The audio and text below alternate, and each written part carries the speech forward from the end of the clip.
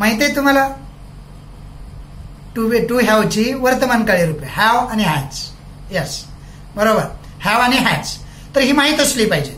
भूतकाळी कोणते आहेत? 2 आहेत, 3 आहेत, 4 आहेत? हा, बरोबर, एकच आहे, हॅड. HAD, हॅड म्हणायचं. एकच रूप आहे भूतकाळामध्ये टू हॅवचं. आणि भविष्यकाळामध्ये शॅल हॅव आणि विल हॅव. बघा, टू बीच्या रूपात शॅल बी विल बी होतं. इकडे टू हॅवच्या रूपामध्ये शॅल हॅव आणि विल हॅव. यातला फरक नीट लक्षात घ्यायचा, 100% समजून घ्यायचं आहे. शॅल बी विल बी आणि शॅल हॅव विल हॅव यात फरक आहे. हॅवचं रूप आहे शॅल हॅव विल हॅव. तर यांचा आता कर्त्यांना अनुसरून वापर करताना काय करावं लागतं बघा. पहिल्यांदा आपण वर्तमानकाळी रूपांचा कर्त्यांना अनुसरून वापर बघूया. पहिल्यांदा मी वापर कसा करायचा तो चार्ट सांगतो. लिहिताना सुद्धा नीट लिहायचं आणि ते पाठ करायचं. नोट सुंदर असली पाहिजे. आपली वही हे सर्वस्व असलं पाहिजे आपलं. म्हणजे शेवटी आपण कशावरती ट्रस्ट नाही करणार, विश्वास नाही करणार. माझी वही हेच माझं सर्वस्व. गाईड असणार, अपेक्षित असणार, नोट्स असणार, टार्गेट असणार, ती माझी वहीच असणार सर. आणि त्यातलंच मी करणार. फायनल माझी वही असणार. एवढं नीट लक्षात ठेवा. त्या दृष्टीनेच ती तयार करायची, लिहायची. आता टू हॅवच्या रूपांचा, वर्तमानकाळी रूपांचा कर्त्यांना अनुसरून वापर. कर्ते किती आहेत पुन्हा एकदा सांगा बघू? 8. बरोबर. कोणकोणते आहेत? I, we, you, he, she, it आणि दे. बरोबर. आता समजलं तुम्हाला. आता कर्ते झाले की नाही? अजून माझ्याबरोबर तुम्ही हे शिकवता म्हटलात ना तर ते होऊन जाणार. तुम्ही फक्त लहान व्हायचं. मी सांगितलंय ना, खूप लहान व्हायचं. मी कसं तुम्हाला बघू लहान होऊनच सांगतोय की नाही. हे लहान वर्गातल्या गोष्टी आहेत या साऱ्या. पण मी बी लहान झालोय की नाही. मी असं म्हटलंय का हे 10वीची मुलं आहेत ह्यांना कशाला ह्या गोष्टी शिकवायला पाहिजेत 5वीच्या 4थीच्या, असं म्हटलंय का? मी लहान होऊन तुमच्या समोर शिकवतोय ना, मग तुम्ही सुद्धा तितकंच लहान होऊन ते ऐकायचं आणि ते आत्मसात करायचं, पाठांतर करायचं. बरं का? नीट लक्षात घ्यायचं. मी काय म्हणालो बघा. टू हॅवच्या वर्तमानकाळी रूपांचा कर्त्यांना अनुसरून वापर करीत असताना काय करायचंय बघा. हॅव कुठं वापरायचं आहे, हॅज कुठं वापरायचं आहे. तृतीय पुरुषी एकवचनी कर्त्यांना हॅज वापरायचं, बाकी सर्वांना हॅव. जसं I have, we have, you have, he has, she has, it has आणि दे हॅव. तिन्हीलाच फक्त हॅज आलं बघा. तृतीय पुरुष एकवचनी कर्त्यांना हॅज येतं. वर्तमानकाळी टू बीच्या रूपांचा कर्त्यांना अनुसरून वापर करताना तृतीय पुरुष एकवचनी करते कोणते आहेत? ही, सी, इट. त्यांना हॅज वापरायचं, बाकी सर्वांना हॅव वापरायचं. मग नियम शब्दात लिहिता येईल की नाही आता? टू हॅवच्या वर्तमानकाळी रूपांचा कर्त्यांना अनुसरून वापर करीत असताना तृतीय पुरुष एकवचनी करते असतील तर हॅज वापरावे, बाकी सर्वांना हॅव वापरावे. कळालं तुम्हाला? मग चार्टही म्हणता आला पाहिजे, पाठ झाला पाहिजे. I have, we have, you have, he has, she has, it has, they have. मी कसं म्हणतोय? मला काय बघायला लागतंय का? आठवायला लागतंय का? ते कसं जिभेच्या शेंड्यावरती आहे. हा, ते इतक्या वेळा मी म्हटलंय, इतक्या वेळ शिकवलंय म्हणून आहे. तसंच तुम्ही सुद्धा करायचं. ते नीट पुन्हा पाहायचं. करायचं एकदा करायचंच आहे ते. तुम्हाला फार उपयोगाच्या या गोष्टी आहेत. या गोष्टी पुन्हा पुढच्या वर्गात कुणी शिकवणार नाही 11-12वीला. आत्ताच ते करून घ्या, नीट करून घ्या. I have, we have, you have, he, she, it has, he has, she has, it has आणि दे हॅव. कळलं? पुढे जायचं नक्की. तर टू हॅवची वर्तमानकाळी रूप झाल्यानंतर टू हॅवची भूतकाळी रूप. आता भूतकाळामध्ये काय आहे माहिती आहे? भूतकाळामध्ये एकच टू हॅवचं रूप आहे. कोणतं आहे सांगा बघू? येते, आठवते नक्की? 100% सांगा बघू. हा, बरोबर, हॅड. तर एकच क्रिया आहे, सॉरी, टू हॅवचं रूप आहे. आता एकच असल्यामुळं इथं वापरायचा काही प्रश्न आहे का सांगा? कर्त्यांना अनुसरून टू हॅवच्या भूतकाळी रूपांचा वापर करताना सर्व कर्त्यांना हॅड वापरावे, कारण एकच आहे. I had, we had, you had, he had, she had, it had, they had. संपला. काय अवघड आहे का? भूतकाळात काहीच अवघड नाही. फक्त ते टू हॅवचं रूप पाठ पाहिजे, हॅड आहे. आता भविष्यकाळाकडे ओढवलं. तिसरा काळ. भविष्यकाळी कोणती रूपं सांगितली रे? मी सुरुवातीला सांगितली सर रूपं. कोणती सांगितली? बरोबर, शॅल हॅव आणि विल हॅव. मग तिकडे बघा आपण शॅल बी आणि विल बी वापरलं होतं ना, तसंच कर्त्यांना टू हॅवच्या रूपांचा वापर करत असताना कर्त्यांना अनुसरून, म्हणजे टू हॅवच्या भविष्यकाळी रूपांचा कर्त्यांना अनुसरून वापर करीत असताना आय साठी म्हणजे प्रथम पुरुष एकवचनी कर्त्यासाठी फक्त शॅल बी वापरायचं, बाकी सर्वांना will be. I shall be, we will be, sorry, I shall have, we will have, you will have, you will have, he will have, she will have, it will have आणि they will have. कळतं का? Shall be will बी मध्ये कशाला गपलत होते बघितलं की नाही? हा, शिकवताना सुद्धा माझी सुद्धा गपलत होते, म्हणजे तुमची होणार, असं लक्षात ठेवायचं. म्हणजे टू बी आणि टू हॅव यात फरक आहे.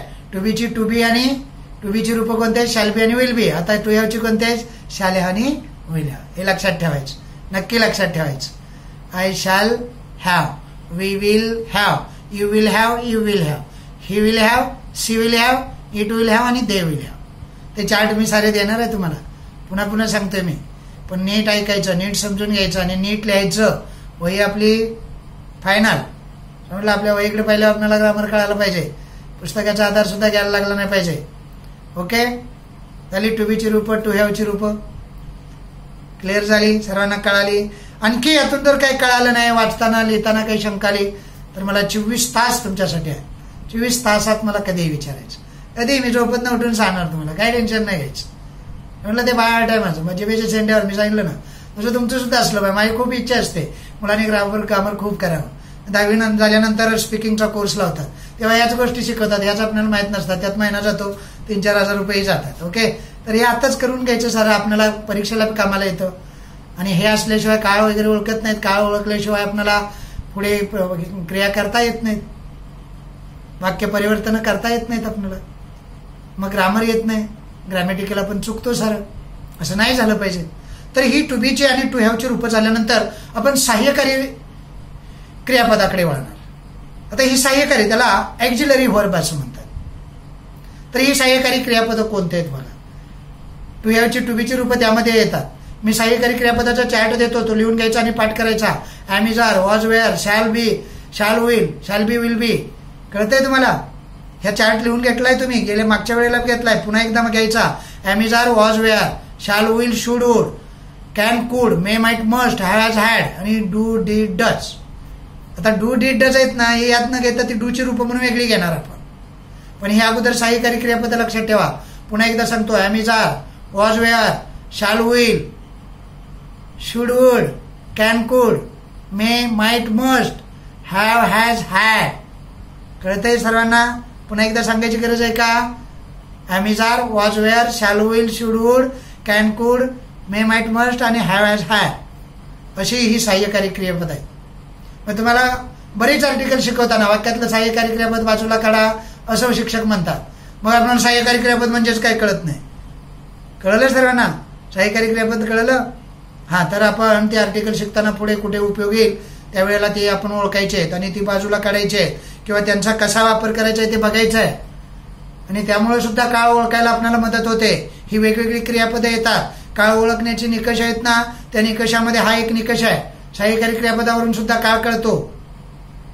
असो, तर आता आपण सहाय्यकारी क्रियापदच बघूया आपण आणि मग डूच्या रूपांच्याकडे जाऊया. आता ही डूची रूप आहेत ना, त्यांना मराठीत आपल्या भाषेत किंवा आपल्याला समजण्यासाठी उसनी सहाय्यकारी क्रियापद असंही म्हणूया. बॉरोविंग ॲक्झिलरी व्हर्ब असं म्हटलं तरी चालेल. उसनी सहाय्यकारी क्रियापद किंवा त्याला डूचं रूप म्हणतात. डू, डीड, डज अशी 3 रूप आहेत. किती रूप आहेत? 3. ही कशाची रूप आहेत? डूची रूप. डूची रूप किती म्हटलं की तुम्हाला सांगता आलं पाहिजे. डू, डीड आणि डज. डूची 3 रूप, डू, डीड आणि डज. लक्षात राहील सर्वांच्या? तर ही 3 रूप आहेत ना, ती वापरतात कशी बघा. कधी वापरतात? उसनी का म्हणायचं त्यांना? उसनी एवढ्यासाठी म्हणतात वाक्यामध्ये जेव्हा क्रियापदं नसतात, सहाय्यकारी क्रियापदं नसतात, क्रियापदाशिवाय वाक्य असणार नाही, सहाय्यकारी क्रियापदं नसतात, तेव्हा त्यांचा वापर केला जातो, उसनं घेतलं जातं, म्हणून त्याला उसनी सहाय्यकारी क्रियापद असंही म्हणतात. आता ही जी डूची रूप आहेत ना, ती 3 आहेत. डू, डीड आणि डज. कधी वापरतात बघा. साध्या वर्तमान काळामध्ये डूचा वापर केला जातो. म्हणजे जर जेव्हा वाक्याचा काळ ना, दिलेलं वाक्य बघायचं, त्या वाक्याचा काळ वर्तमान काळ आहे आणि जर वाक्याचा काळ वर्तमान काळ आहे आणि त्यामध्ये सहाय्यकारी क्रियापद नाही आहे, तर मग डू वापरायचं. डूचा वापर कळाला. जेव्हा दिलेल्या वाक्याचा काळ वर्तमान काळ असतो तेव्हा डू वापरायचं. म्हणजे दिलेल्या वाक्याचा काळ वर्तमान काळ असेल आणि त्यामध्ये सहाय्यकारी क्रियापद दिलेलं नसेल तेव्हा डूचा वापर करायचा. आता दुसरा, डू झाल्यानंतर डीड.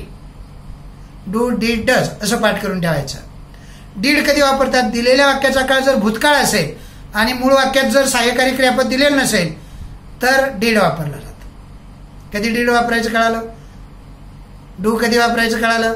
आता डज कधी वापरायचं बघा. जर दिलेल्या वाक्याचा काळ वर्तमान काळ असेल आणि कर्ता जर तृतीय पुरुष एकवचनी असेल, बघा नियमात पुन्हा पुन्हा येतं ते आपल्याला माहित पाहिजे. कर्ते तृतीय पुरुष कोणते आहेत, द्वितीय पुरुषी, प्रथम पुरुषी. पुन्हा एकदा सांगतो, दिलेल्या वाक्याचा काळ जर वर्तमान काळ असेल आणि कर्ता तृतीय पुरुष एकवचनी असेल तर डज वापरायचं. ते मी लिहून सुद्धा देणार आहे तुम्हाला.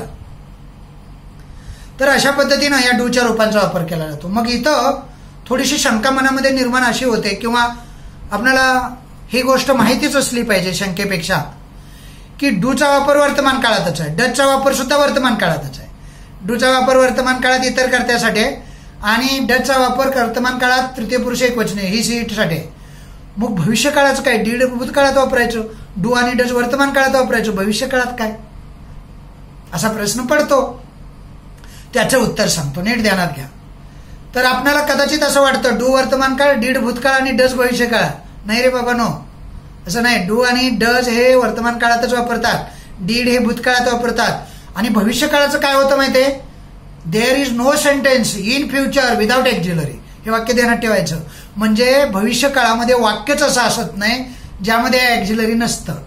म्हणजे एकतर शॅल विल असेल, ही एक्झिलरीच आहे, नाहीतर टू बीचं रूप असणार शॅल बी विल बी, त्यावरून काळ कळणार. आणि नाहीतर शॅल हॅव आणि विल हॅव असणार, काहीतरी असणार. त्यामुळे उसनं घ्यायची गरजच नसते. There is no sentence in future without auxiliary. Auxiliary शिवाय फ्युचर टेन्समध्ये, भविष्य काळामध्ये वाक्यच असत नाही. आलं लक्षात? नक्की आलं. डूची रूपं कशी वापरायची मग ते मी लिहूनही देणार आहे, नोट्समध्येही देणार आहे. फक्त ऐकून ते ध्यानात ठेवायचं नाही.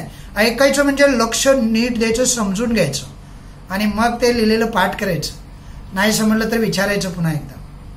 डूची रूपं झाली, कळाली सर्वांना? नक्की कळाली? या डूच्या रूपांचा वापर कसा करायचा, काय काय शिकलो आपण बघा.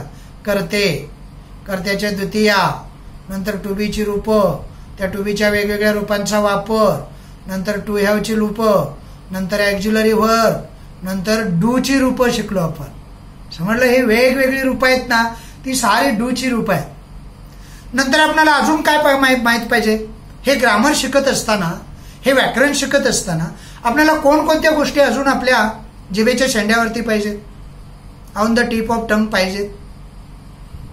तर त्या वेगवेगळ्या गोष्टी अजून तुम्हाला सांगतो. त्यातली दुसरी एक गोष्ट आहे, कॉन्ट्रॅक्टेड फॉर्म माहीत असावे लागतात. उदाहरणार्थ आपण क्वेश्चन टॅग शिकतो, कॉन्ट्रॅक्टेड फॉर्म माहीत असावा लागतो. किंवा एखादा प्रश्नही असा पडतो, give the contracted form of आणि शब्द देतात. कॉन्ट्रॅक्टेड फॉर्म म्हणजे काय आपल्याला कळालं. कॉन्ट्रॅक्टेड फॉर्मला मराठीत म्हणतात संक्षिप्त रूप. हे सुद्धा आपण वेगवेगळ्या ठिकाणी वापरतो. मी सांगितलं ना, एका आर्टिकलचं नाव घेऊ. क्वेश्चन टॅग मध्ये आपण जो क्वेश्चन टॅग प्रश्न विचारतो त्याचा कॉन्ट्रॅक्टेड फॉर्म करूनच वापरला जातो. त्यामुळे ते आपल्याला माहित पाहिजे. अजून काय माहित पाहिजे, डिग्रीची रूपं माहित पाहिजे. डिग्री शिकताना आपल्याला वेगवेगळे काळ माहित पाहिजेत. या साऱ्या मी म्हटलं ना, डू ॲज डायरेक्टेड या प्रश्नासाठी 33-34 कन्स्ट्रक्शन आपल्याला 10वीच्या पुस्तकामध्ये दिलेले असतात म्हणजे अभ्यासाला असतात. ती परिवर्तित करत असताना, शिकत असताना किंवा त्याच्यावरती प्रक्रिया करत असताना या साऱ्या गोष्टी आपल्याला काळ तर नक्कीच कळाले पाहिजेत, सारे 100% कळाले पाहिजेत. मग आपल्याला त्या काळ कळण्याच्या 5 खुणा मी सांगतो त्याही माहीत असल्या पाहिजेत. त्याला निकष म्हणूया आपण. म्हणजे काळ कसे ओळखायचे, बरं का? तर ह्या 5 खुण पक्क्या लक्षात ठेवायच्या. एक, दिलेल्या वाक्याचं एक वाक्य तुम्हाला दिलं समजा, तर दिलेल्या वाक्याचा काळ ओळखा म्हणून सांगितलं. तो भूतकाळ आहे, भविष्य काळ आहे, वर्तमान काळ आहे, कोणता काळ आहे असं ओळखा म्हणून सांगितलं. तर तुम्ही काय करणार ते सांगतो. पहिल्यांदा त्या वाक्यामध्ये टू बीचं रूप आहे का बघायचं, काळ कळणार. एक. दुसरं, त्या वाक्यामध्ये टू हॅवचं रूप आहे का बघायचं, काळ कळणार. दुसरी गोष्ट, काळ कसा कळणार माहिती आहे ना, कोणतं रूप आहे बघायचं. वर्तमान काळ आहे, भूतकाळ आहे, भविष्य काळ आहे, कळणार ना, नक्की कळणार.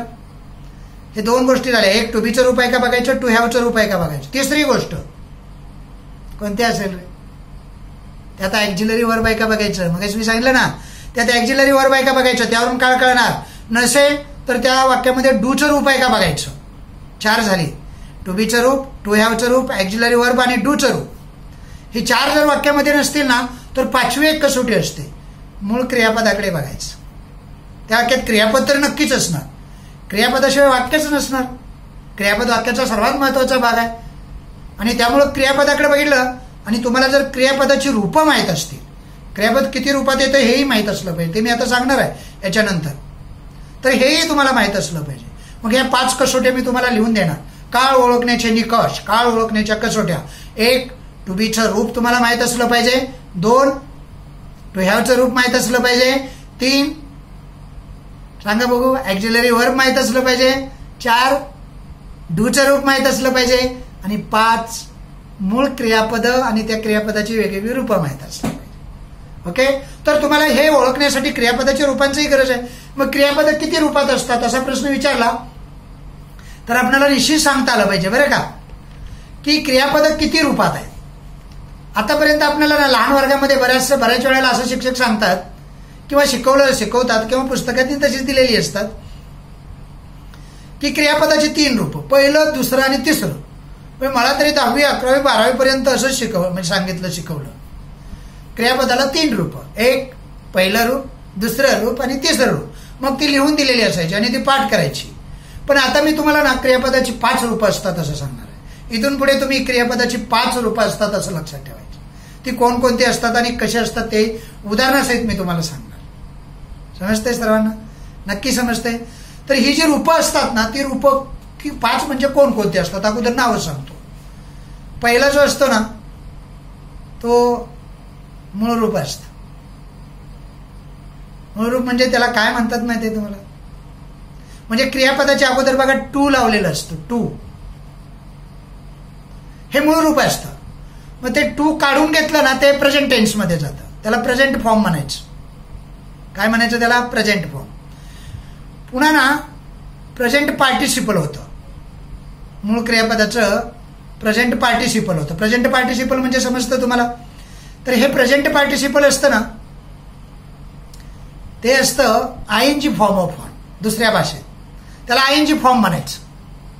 नंतर पास्ट टेन्स ऑफ वर्ब म्हणजे क्रियापदाचं भूतकाळी रूप आणि past participle of the verb म्हणजे क्रियापदाचं धातुसाधित रूप म्हणतात त्याला. तर अशी 5 रूपं असतात. एक मूळ रूप असतं, दुसरं असतं प्रेझेंट फॉर्म, तिसरं असतं प्रेझेंट पार्टिसिपल, चौथं असतं पास्ट टेन्स किंवा past form of the verb आणि 5वं असतं past participle of the verb. कळलं का तुम्हाला? ही क्रियापदाची 5 रूपं असतात. त्या क्रियापदाच्या रूपावरून सुद्धा तुम्हाला काय कळणार? क्रियापदाला रूपं किती? आता किती सांगायची? पुढं 5. कोणकोणती? 1 मूळ रूप. टू लावतात बघा. टू म्हणजे कसं असतं माहिती आहे का? To laugh, to read, to write, to play, to eat, to sit. म्हणजे ज्या क्रियापदाला टू लागतं ना तेच मूळ रूप असतं. आपण राईटला मूळ रूप म्हणतो, नाही, टू राईट हे मूळ रूप. आता ही अशी क्रियापदाची 5 रूप आहेत. पुन्हा एकदा सांगतो. एक रूप होतं क्रियापदाचं, कोणतं सांगा बघू? मूळ रूप. मूळ रूप म्हणजे क्रियापदाला जेव्हा टू लावलेलं असतं तेव्हाच ते मूळ रूप असतं. नंतर काय असतं? ते क्रियापद टू निघून जाऊन प्रेझेंट फॉर्म मध्ये येतं म्हणजे वर्तमान काळामध्ये येतं. वर्तमान काळातून ते जातं प्रेझेंट पार्टिसिपल म्हणजे आयएनजी फॉर्म मध्ये.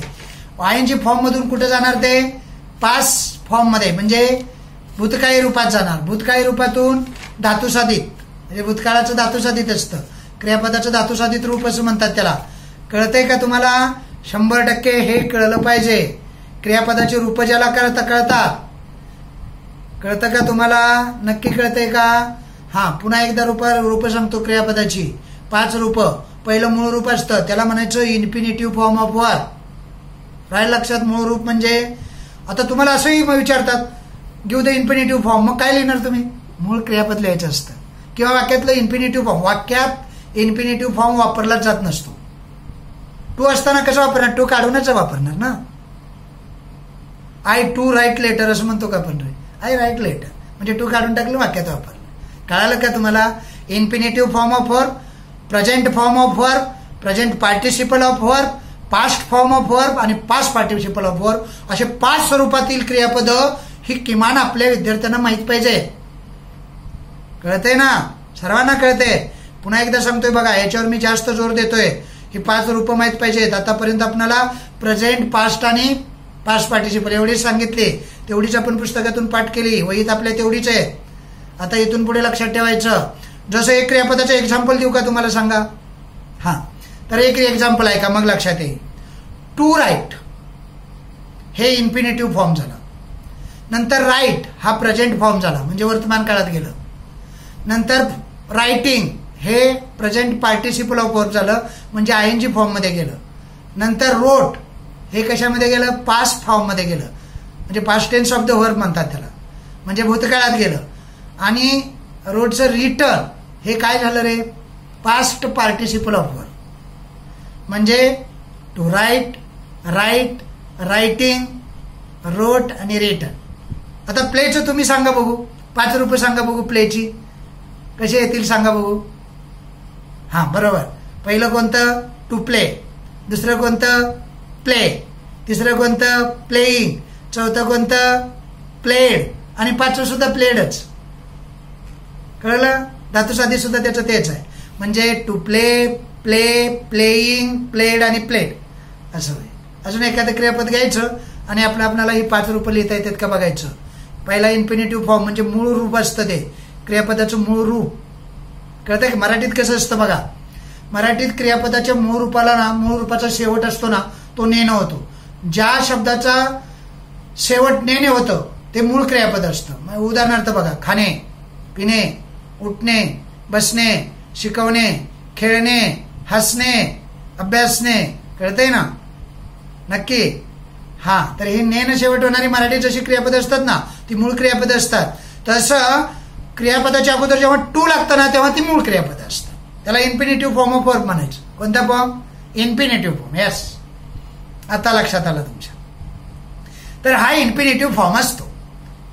Infinitive form, present form, present participle, past form आणि पास्ट पार्टिसिपल अशी क्रियापदाची ही रूपं. इतकं नॉलेज तरी आपल्याकडे असणं गरजेचं आहे. हे सारं तुमच्याकडे असेल ना, तुम्हाला ग्रामरची काही अडणार नाही. नेमात येईल. अजून छोट्या मोठ्या गोष्टी काही लागतात ते शिकवताना शिक्षक सांगतच असतात. अशा वेगवेगळ्या गोष्टी आपण आज पाहिल्या. आता आपण काय करणार माहिती आहे? अभ्यासक्रम म्हणजे ग्रामर शिकताना व्होकॅब्युलरी, थोडीशी व्होकॅब्युलरी घ्यायची. व्होकॅब्युलरी टाईप ऑफ क्वेश्चन असतात किंवा व्होकॅब्युलरीचा अभ्यास. जसं की मी तुम्हाला क्रियापदाचे प्रकार सांगितले, तसं विरुद्धार्थी असतात, समानार्थी असतात, नाउन्स, ॲडजेक्टिव्ह, ॲडव्हर्ब बरेच असतात.